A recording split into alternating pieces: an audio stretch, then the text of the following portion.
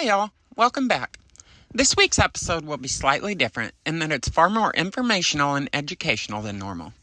After making the passage south to the cruiser's mecca of Georgetown and being blown away with how many boats there are, I was welcomed to Georgetown with an inoperable windlass, which meant that I wasn't able to drop and set the anchor as I always do.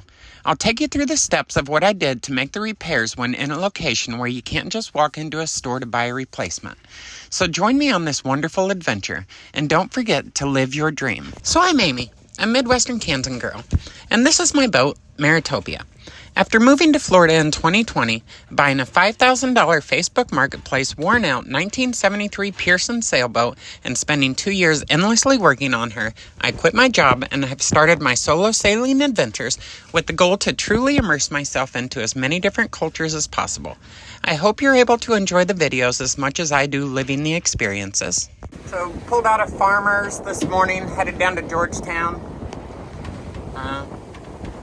Sucked to have to leave Lisa and Ellis because they're headed north, but I gotta get to Georgetown. I need that lighter 15-horse two-stroke outboard. I can't continue lifting this heavy thing. I'll end up dropping it in the water. The winds are actually just now starting to pick up. They've been hovering around 11 or 12 for the last 45 minutes. 4.5 knots. Got basically 40 miles to go. This was the first time I'd pulled the anchor to set sail before sunrise in quite a while, and I'm so happy that I did, because I'd been missing this truly magnificent beauty that Mother Nature provides each and every morning. Scenes like this help reiterate why I feel so lucky to be living this lifestyle. It is a beautiful morning. There's Captain Tom walk on the ocean. We are slowly catching him, but look at that sky. So far, this has been a glorious sail. Full head sail, full mainsail. We've got about 16, 17 knots of wind on our starboard beam. Not quite on the beam. We're beating just a little bit, but not bad at all. I'll take this. If it holds up like this the rest of the trip, I'll take it.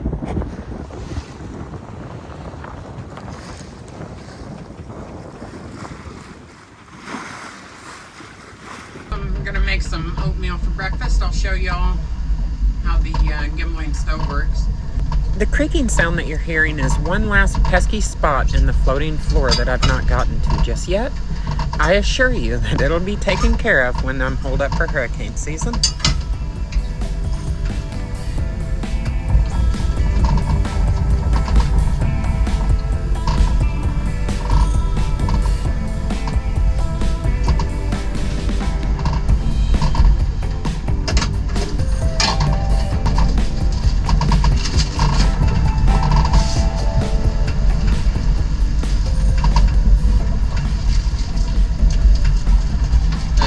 Paper trash.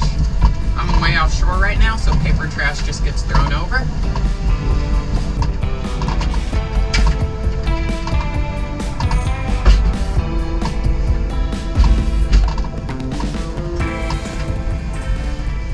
Got these fancy little stick cat things, and they work great. You'll see that the stove looks off balance. Because it's gimbling, the stove is actually what's level. It's the boat that's rotating around the stove.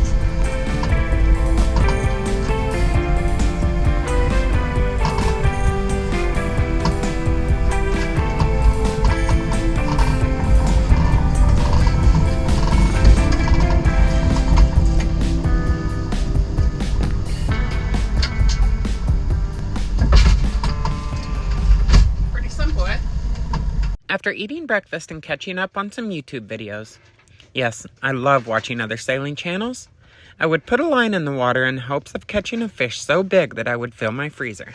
I've had the skirt out for a couple of hours. Haven't gotten a single bite, so I'm gonna put this cedar plug in and see if it does any better than the skirt.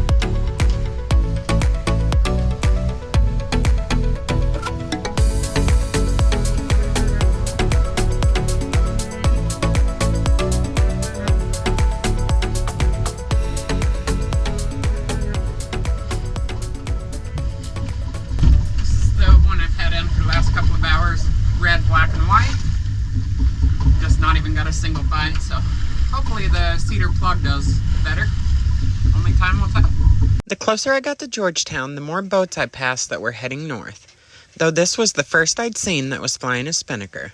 It was such a neat sight.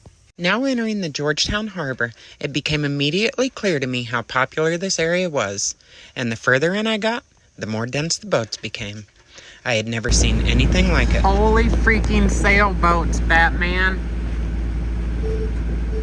And we've already passed, I don't know, 50 or 60. There must be 400 or 500 boats here. So I got here to Georgetown, went to drop the anchor, and it wouldn't drop. So I had to drop it manually. So that's gonna be a pain in the ass, and dropping it's the easy part. Pulling it in is a pain. So I put it out manually, I got the anchor set, I'm all good there. But now I need to figure out why the windlass isn't working. So the windlass on a sailboat or any boat, the windlass is the electric motor that raises and lowers the anchor. So here's the windlass on mine.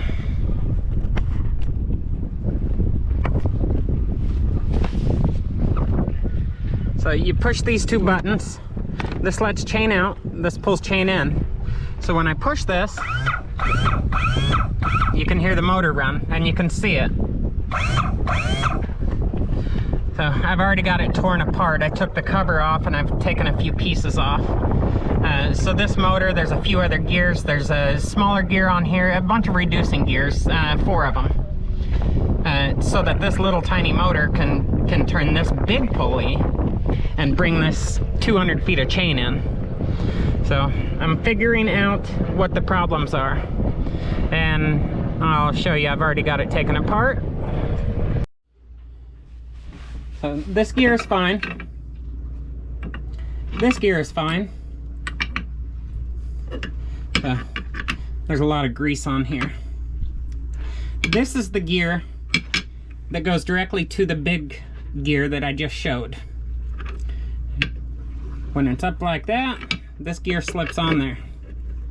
The problem is, these gears aren't supposed to turn independently like this. And I haven't cleaned it up yet. There's some scarring because of the damage that happened, so I can't fully turn it. But once the motor is in there, it actually does fully turn it. Because the motor is stronger than I am. But that isn't supposed to move like that. So the problem is, in these little dimples right here, there's a little tiny piece of metal that sits in that dimple. And then that little tiny metal goes into this dimple. And there's one on both sides. So with those two little things, those pieces of, they're just cold roll pieces of steel, and you put it together, it locks these two gears together so they can't turn like that. What I have to do is clean this up, get the Dremel out and clean it up, and then I'm gonna have to cut a piece of metal in that shape so it fits in that dimple. So that when I put it back together, the two gears are locked together. And it's made that way so that if there's a failure, these break instead of the whole thing. So the root cause of the failure is this bearing went bad. You can see it over here on this side. It's all torn up. So when this bearing went bad, it was allowing too much play right here, and so that gear was just wobbling on there. It wasn't freely rotating. So I am in Georgetown. I'm gonna try to see if I can find a kit, but I doubt that I can. So I'm gonna fix this. It's gonna take some finagling and some good engineering, but pretty sure I can do it. That's what I got going on right now. You wanna come help? Hey, Georgetown Harbor. I'm having windlass issues. I've got a Lumar Pro Series 1000. Wondering if anybody might have some spare parts laying around. I just need a couple little tiny things. Or have an old one laying around that they'd be willing to trade me.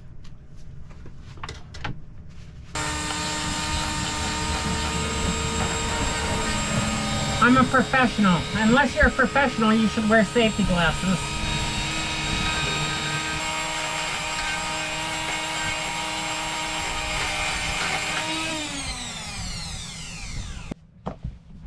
So the actual root cause, this goes on here and it turns. I've cleaned it up so it turns pretty good now. The actual root cause of the problem was that this nut came loose. This nut is what holds the two gears together.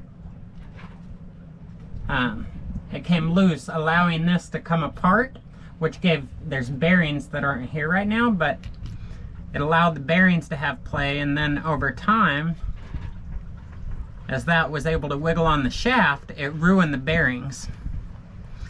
So I've got to get the tap and die set out and clean these threads up. Then the pieces that go into those grooves are both ruined. So it's a little tiny piece.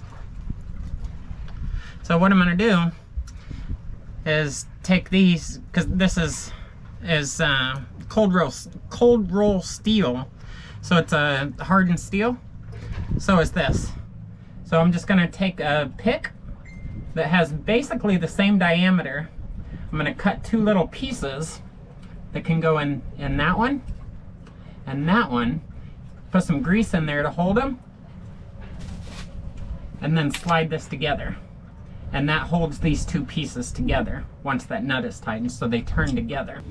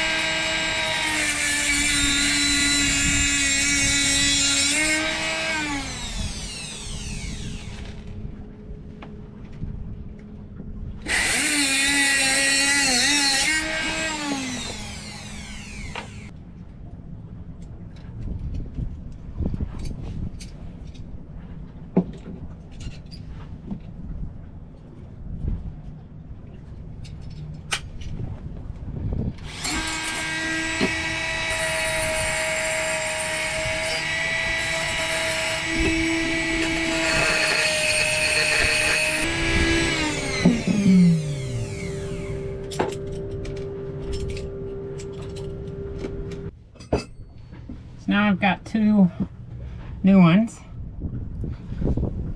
that'll go in both of those grooves.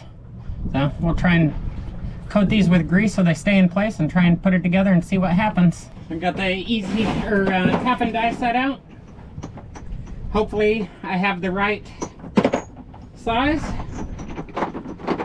And fortunately I did not sell all of my tools. So we need to clean the threads up on this, even though they look okay. I'm going to run a tap around it anyway, or a die around this, and I'll run a tap through the nut so that these screw on good.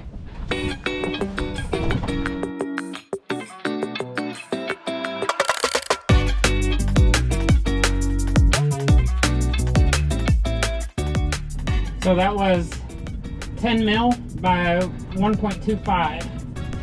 So now I need to find the tap, and we'll run it through this nut.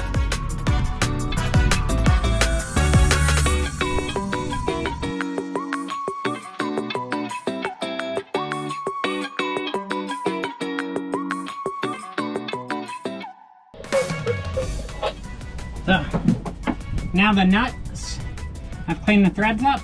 Now the nut screws back on there. So now we will try and put it back together with the new improvised keepers. So just gonna coat it in grease and try and get it in that little slot. All right, they're both in there. Now, what are the odds that this gear will go back on around those two pieces?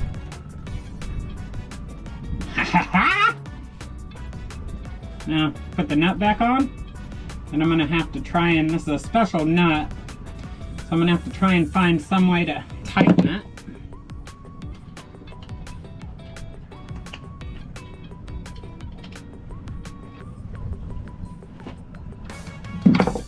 Now those two do not spin independently of each other.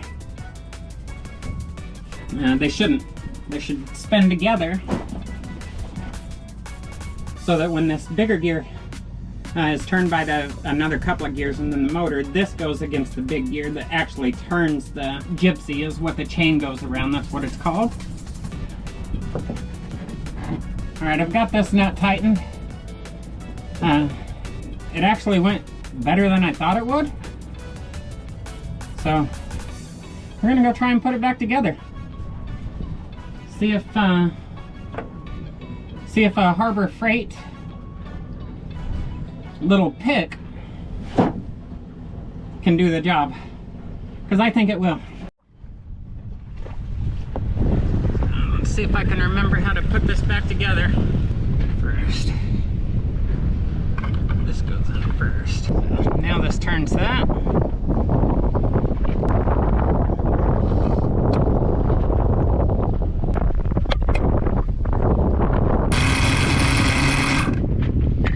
I'd say that's pretty successful. Now let's put the cover back on.